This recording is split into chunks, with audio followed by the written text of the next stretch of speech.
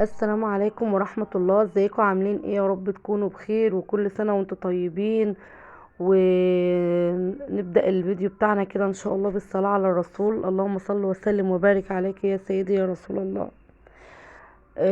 عايزة اقول لكم يا جماعة ان رمضان خلاص مروح، وبجد بجد انا زعلانة جدا. ما بسمع اغنية والله لسه بدري يا شهر الصيام بزعل قوي بجد، وبحس بالحزن كده، لان رمضان من الايام الجميلة ومن احسن شهر في السنة، والواحد بيستناه من كل سنة. بجد بيبقى سريع جدا جدا، والايام الحلوة بتبقى سريعة جدا. فبجد ربنا يا رب يعني يعود علينا الايام الجميلة دي بخير. النهاردة بقى ايه؟ هنعمل شوية كده المواعين مع بعض كده، وهندردش شوية زي ما احنا متعودين. فقرة المواعين ديت بنتكلم كده ونفتح قلوبنا لبعض كده وعايزه اقول لكم يا جماعه، انا بجد بشكركم جدا على مشاهده الفيديو. ويا ريت اللي بيتفرج عليا ومش مشترك معايا في القناه يا ريت يشترك معايا، طبعا ده فضلا وليس امرا. ويحط لي كده لايك كده على الفيديو، ويسيب لي كومنت كده برأيه في الفيديوهات بتاعتي. ولو عايزين مني اي طلب يا ريت تكتبوا لي.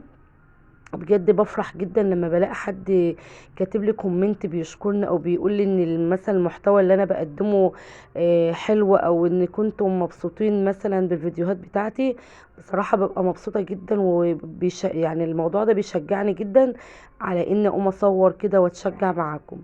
يا رب كده اكون بفيدكم ولو حاجة بسيطة. آه، اللهم صل وسلم وبارك عليك يا سيدي يا رسول الله.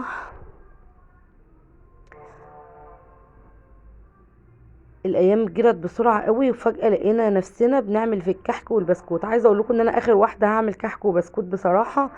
مين بقى اللي زي كده؟ انا ما بحبش اعمل الكحك والبسكوت غير في الاخر خالص، او يعني قبل العيد بايام بسيطه، علشان طبعا انا معايا اطفال. وطبعا كلنا عارفين الولاد لو في حاجات زي دي موجوده في البيت مش هيسيبوها. والحاجه طبعا زي ما انتم عارفين بقت غاليه جدا، والاسعار بقت صعبه جدا. طبعا لو قلت اجيب جاهز، اول حاجه الجاهز ما بيبقاش فيه بركه وغالي جدا. وطبعا البيت اللي فيه اطفال الجاهز بيبقى بصراحه مش حلو خالص، لان طبعا انت عشان تجيب علبه حلوه وقيمه وحاجه تعجبك هتبقى بمبلغ وقدره. ف إيه، والولاد اول ما بتفتح العلبة خلاص العلبة خلصت. انما الحاجة اللي بتتعمل في البيت بصراحة بيبقى فيها بركة، وبتبقى مبروكة، وبتبقى الحاجة كده ما شاء الله كده كتيرة. بيبقى الحاجة موجودة في البيت حلوة. اللي بيجيلك بتقدمي له، كمان الولاد بياكلوا براحتهم، غير لما بتبقى الحاجة جاهزة. وبصراحة انا طول عمري بحب الحاجة اللي انا بعملها في البيت، ببقى ضمناها وعارفة نظافتها، وعارفة كمان انا عاملاها ازاي. وبتبقى بصراحة ما شاء الله بتبقى حلوة قوي. وزي ما قلنا كمان الكمية، فما شاء الله يعني بإذن الله ان شاء الله انا هعمل الكحك والبسكوت. استنوا ان شاء الله الفيديوهات الجاية بإذن الله من غير مقاطعة. هنعمل الكحك والبسكوت مع بعض، بس كمان يومين كده بإذن الله زي ما قلت لكم، علشان الحاجة يعني تبقى كده بخيرها كده. خلصنا بقى شوية المواعين، نرجع بقى للفيديو بتاعنا. خلصنا شوية المواعين كده على السريع، ما كانش معايا مواعين كتير، شوية مواعين كده. بحب ان انا اقف اعمل الاكل والحوض نضيف والمطبخ حواليا نضيف. قلت كده اغسل شوية المواعين اللي عندي في الحوض، وقلت كده روق الدنيا حواليا علشان اقف اعمل الاكل. النهاردة هنعمل الاكل، نعمل اعادة تدوير. انا بحب الموضوع ده قوي بصراحة. هنعمل اعادة تدوير للاكل البايت، نعمله اكل جديد وحاجة كده جديدة وسهلة جدا. هنعمل ايه بقى النهاردة يا امل؟ معايا هنا لسان عصفور. لسان عصفور، هنعمل طاجن لسان عصفور. هنحمر اللسان العصفور كده بالشكل اللي انتوا شايفينه ده لحد ما ياخد اللون الذهبي. وهنعمل طاجن العصفور بايه؟ هنعمل طاجن العصفور معايا فراخ بايته من العزومه بتاعه يوم الجمعه، فراخ مشويه. هقطعها وافصصها كده بايديا زي ما انتوا هتشوفوا دلوقتي، وهعمل طاجن لسان عصفور بالفراخ. وبجد طعمه كان خطير جدا اهو زي ما انتوا شايفين كده. معايا هنا وركين من الفراخ، ومعايا كمان حته مرتة من البط. عايزه اقول لكم ان خلى طعم الطاجن خطير خطير بجد. الافكار دي بتبقى حلوه قوي يا جماعه، وكمان بتحسي انك انت بتاكلي اكل جديد انت لسه طبخاه النهارده.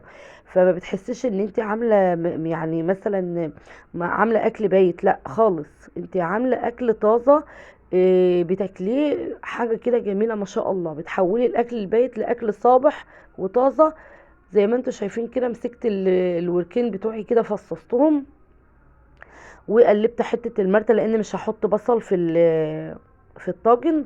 فاكتفيت بحته المرتة دي لان طبعا المرتة بصل وبهارات، فهتديني نفس الطعم وكمان احلى. معايا بقى هنا حله كده فيها شويه ميه على النار، حطيت فيها طماطميتين مبشورين، ونزلت كده بمكعبين من مرقه الدجاج، وهنزل بفلفل وكمون ورشه من الشطه، وهنظبط الملح وكمان رشه من السكر، وهسيب الكلام الجميل ده يغلي كده على النار اهو بالشكل ده كده.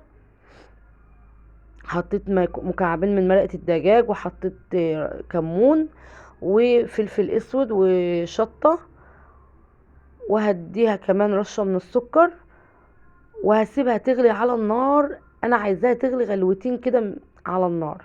معايا هنا شوربة البط، حطيت كده 3 كبشات كده من شوربة البط، مش قادرة اقول لكم بقى على الطعم، كان روعة.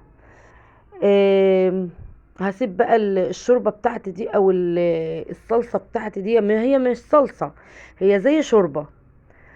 هنا فرشت الفراخ في قاع الطواجن اهو زي ما انتم شايفين كده، وكمان قلبت عليها حتة المرتة بتاعت البط، وسبت بقى الشوربة بتاعتي تغلي قوي بالشكل ده كده.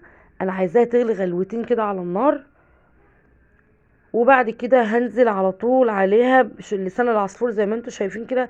كان اخد اللون الذهبي، بس ذهبي غامق شوية، علشان زي ما احنا متفقين كل ما هتغمقي لسان العصفور والشوربة معلش اسفة اتلخبطت، اللسان العصفور والشعرية اديهم لون اغمق شوية، وعشان ما ينزلوش النشويات اللي فيهم، وكمان علشان السوا يكون مظبوط.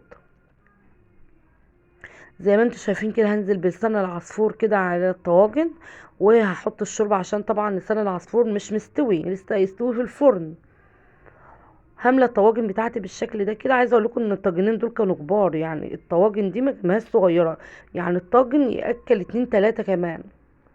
فما شاء الله الطاجنين كانوا ما شاء الله كتير كمان علينا اهو بالشكل ده كده. زي ما انتم شايفين كده، انا ما عنديش صراحه ورق فويل. طبعا انت لو عندك ورق فويل لازم تغطي وش الطواجن عشان ما ينشفش. انا غطيتهم بغطيان حلل، يعني بغطا حله، ودخلتهم الفرن. بسم الله ما شاء الله. عايزه اقول لكم كان طالع مفلفل، والريحه كانت خطيره، وكانت قلبة الدنيا حرفيا. عملت كمان شويه بطاطس محمره جنبهم، وده كان الفطار بتاعنا. وعملت عصير، بس طبعا كنا لسه قبل الفطار بشوية فما كنتش لسه حضرت العصير. وده كان الفطار بتاعنا، وده كان الفيديو بتاعي، فيديو كده خفيف وسهل. فيا رب ان شاء الله يعجبكم، والسلام عليكم ورحمة الله.